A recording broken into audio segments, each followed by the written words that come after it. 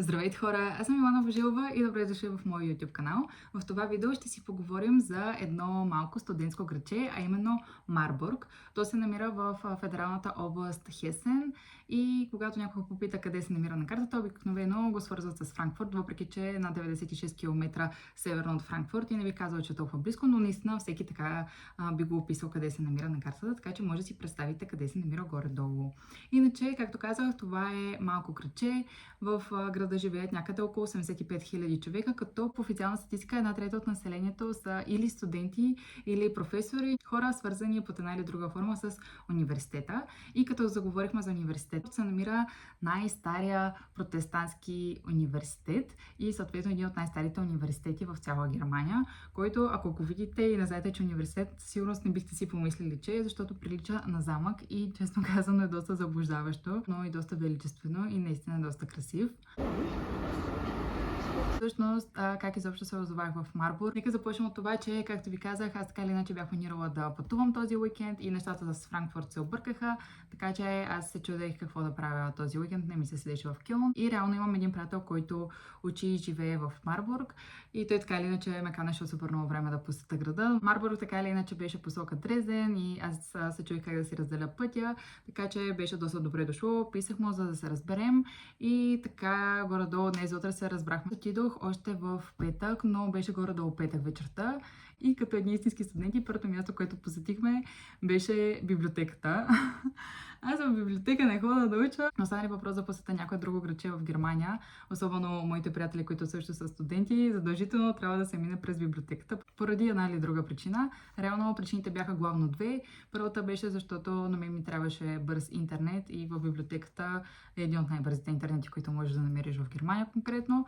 И втората беше, че в библиотеката имаше климатик и ние успяхме поне малко да избягаме от жегите, докато използвах интернета. Самата библиотека ми направи много добро впечатление, може би една от най-хубавите, които съм виждала в Германия. Тя е много голяма и има изключително много места за учене, както в общите помещения на маса и стол, също и на дивани, така и има изключително много стаи, които стават за учене както от един човек, така и от група.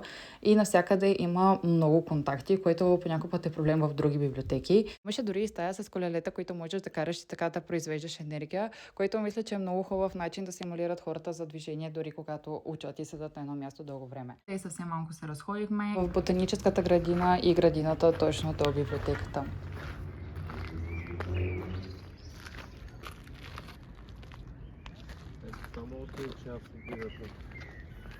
Планът в местопрестъпление. И се почва.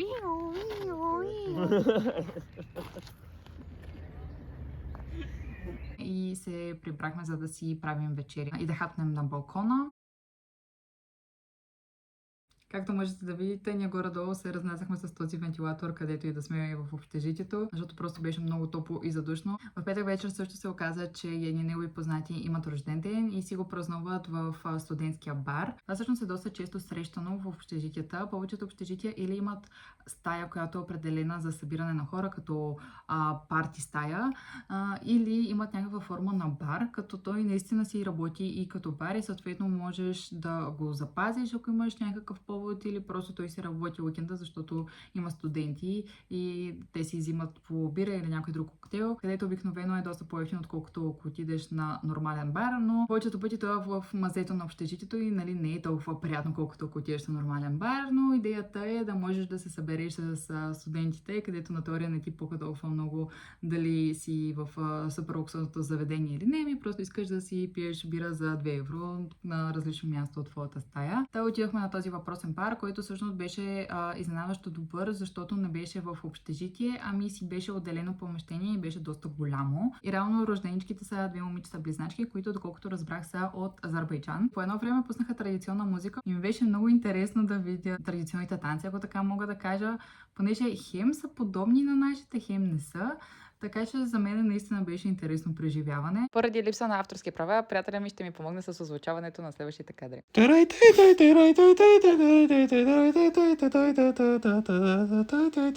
Не останахме супер много на рождения ден, защото от една страна слушаме тази музика, пък в същото време беше доста силна музиката, че да тръгнеш да си говориш с хората около теб, което е нормално, нали? Все пак е на рожден ден и идеята е да си седнал в някакъв клуб.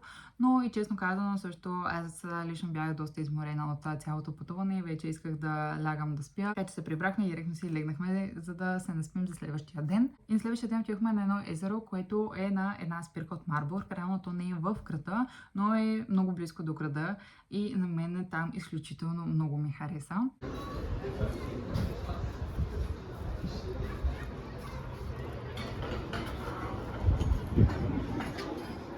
В момента е 7 часа вечерта и е все още 36 градуса. През деня беше 38 и ние как се справяме с жегите? Именно дойдохме на езеро. Мисля, че е най-доброто решение, което можехме да вземем.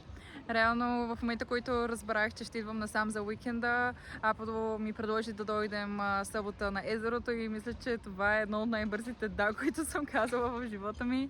Нямаше секунда колебания, защото на мен така или иначе много ми се плуваше последните дни и само си търсех повод, така че открихме сезона. Днес ми беше и първото така плажуване. Честно казано е много приятно тук. Езерото е в Нидавайма, което е точно до Марбург, някъде 8 минути с влак, буквално никакво време и е сравнително близко и до гарата, така че си заслужава определено да се посети. Билетите в момента са 7 евро редовна цена, като ние плащаме 5 евро, защото сме студенти. Според мен си е доста окей цена, имайки предвид, че можеш да си донесеш каквото поискаш. Абсолютно никой даже не ти проверява и чантата, каквото искаш можеш да си носиш за ядене и пиене. Не е необходимо да консумираш абсолютно нищо на място. Единственият проблем, ако така мога да кажа, е, че няма чадъри. Има няколко дървета, които може да използвате за сянка, но има също и супер много хора, съответно буквално всеки е във всеки, във водата също малко е всеки във всеки, защото въпреки че езеро става доста дълбоко и съответно повечето хора седат на по-близката част, която не е толкова голяма. Въпреки всичко, никой от нас не му е правил кой знае какво впечатление, колко много хора има, защото това наистина е единственото спасение в горещините. Също има доста активности, които могат да се правят. Има тези водните ски, също има надуваеми места, от които можеш да скачаш, доста платформи, има плажен волейбол, има, разбира се, ресторанти, заведения. Така хората са сравнително разпръснати, но навсякъде има, бидейки уикенд и бидейки 38 градуса. Но мисля, че абсолютно всички сме с добро настроение, защото поне имаме опция малко да се разходим и се усеща. Така че определено препоръчвам и ще ви оставя малко кадри, за да видите обстановката и какво може да се прави тук.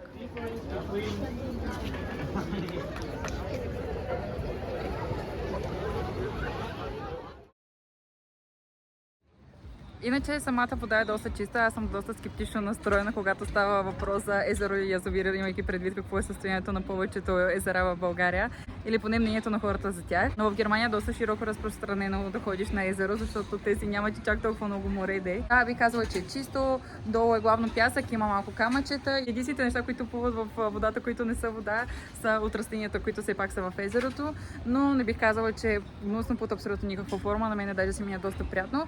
И самата температура на водата е супер, както споменах в миналото видео, аз съм доста зиморничав човек. Първоначално е малко хладно, но доста бързо се свиква и е доста разхлаждащо в тези жеги. Нямах абсолютно никакъв проблем да си седа половин, даже 1 час в водата, така че със сигурност най-доброто решение за този ден. На мен много ми хареса там. Седяхме горе-долу, докато затвори въпросния парк, който беше някъде към 8. Мисля, че в 8 часа си хванахме и влака за Марбург. После решихме, че и ще вечеряме заедно и се събрахме на балкона на общежитието, където дойде приятелката на едно от момчетата и се събрахме 6 човека. В сладки приказки го изкарахме някъде до към 4 часа сутринта и съответно на следващия ден малко си поспахме, но бидейки толкова топло, станах някъде към 10 и се пренесох на балкона, където след час дойде Япо и там си и останахме за през деня, защото беше супер топло и просто не можехме да си представим как ще тръгнем да се разхождаме в тази жега. Но пък затова се научихме на нова игра с карти и поиграхме малко табла. Положението е, има ли желание, има и начин. Искахме да играем табла, но нямаме полове, така че взехме просто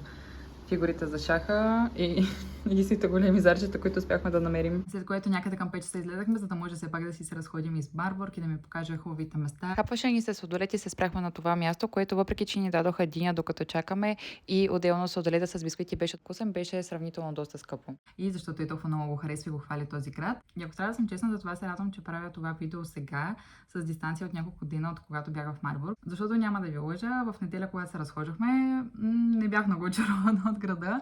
Но това всъщност беше просто защото Апа ми беше разказвал толкова много неща за Марбург и как е толкова хубав и как задължително трябва да се посети, че аз вече имах някакви супер големи очаквания за града, което осъзнавам, че е грешка, защото аз наистина се опитвам да нямам обикновено никакви очаквания или поне те да са сведени до възможно най-малко, за да не съм разочарована и така винаги да намирам нещо позитивно. И тръгваме в неделя ни да се разхождаме и аз бях видяла, че града е доста хълмист, така да кажа. Малко представете си го тип Велико Търново, въпреки че на мен Велико Търново супер много ми харесва. Разхождаме си се ние и още сравнително в началото решаваме, че ще се качим в горния град, то буквално така си се казва. Като да стигнем по-бързо и по-лесно, си взехме един от асансьорите, които можеш да използваш. Да, буквално има стъклени асансьори, които можеш да вземеш на, мисля, че 2 места в града, за да стигнеш по-бързо от горния до долния град или съответно наобратно.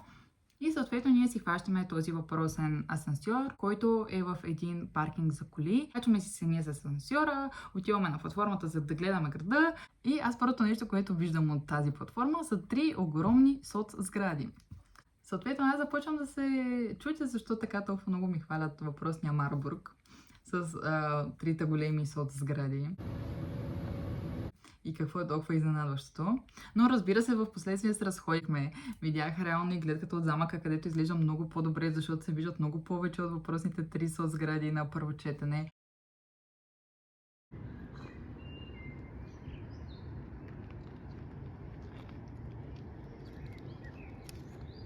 И наистина си имат чар. Има много неща, които след това ми харесаха.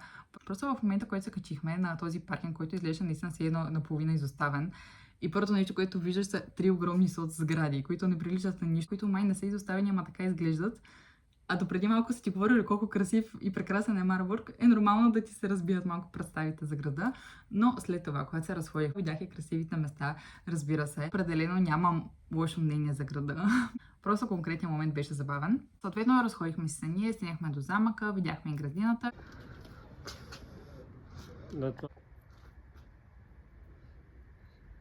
И тръгнахме да слизаме надолу покрай красивите къщи в немски стил.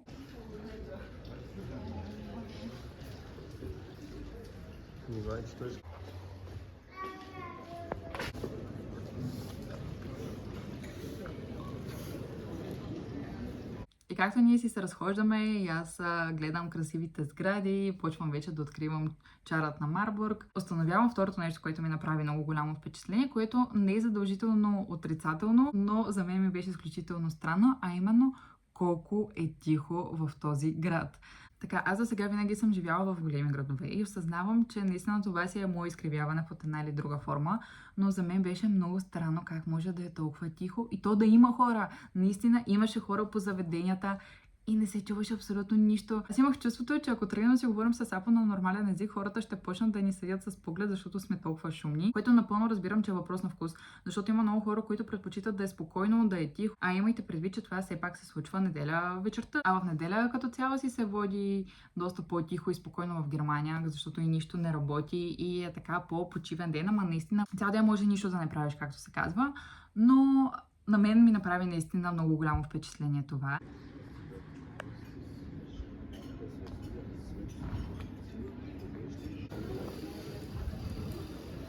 Иначе нещата, които най-много ми харесаха в Марбург, са от една страна реката и просто всичко покрай реката, защото там наистина е направено много красиво. Можеш да се разхождаш по цялото течение на реката, има направено много хубава пътека и наистина си заобиколен около природа, имаш си реката, имаш си дърветата, храстите, много е зелено, много е приятно, много е спокойно и наистина много ми хареса. Това е определено е едното нещо.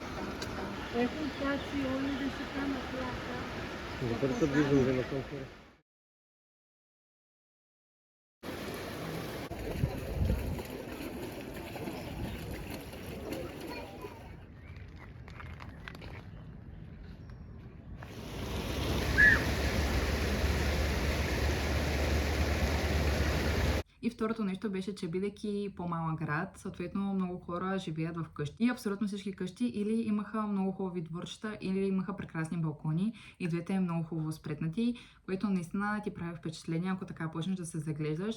Навсякъде имаше сложени масички, столчета, определено си личеше, че хората са го правили с много любов. И би ти било приятно да седнеш и да се порадваш било то на градината или на балкона. Така че това са двете неща, които наистина много ми харесаха. Иначе от видеята най-вероятно виждате някои интересни статуи, така да кажа, в града, като например рибата по средата на малкото езерце в парка или обувката по път към замъка. Всякакви такива статуи под една или друга форма. Това всъщност са препратки към братя Грим и техни приказки, защото е известно, че те са живяли в Марбърг. Така че може да играете на някакъв treasure hunt, така да кажа, опитвайки се да откриете всички въпросни статуи, свързани с приказките на братя Грим. И определено ще намерите своите сладки кътчета из градчето. Със сигурност би било интересно на хора, които се интересуват от исторически и или университетски градчета да посетят града. Аз определено се радвам, че го посетих, защото, както казах, града си има своя чар. А така или иначе искам да посетя възможно най-много места из цяла Германия, за да мога един ден, когато си се прибера, живот и здраве, да мога да кажа, че наистина съм видяла Германия, а не само големите градове и най-туристическите места. Ами наистина съм живяла и преживяла Германия, колкото се може повече. Надявам се видеото да ви е харесало, ако така може да оставите палец нагоре, а също може и да се абонирате за канала, ако още не сте, за да не изпускате бъдещи видеа. Чао и до следващата седмица!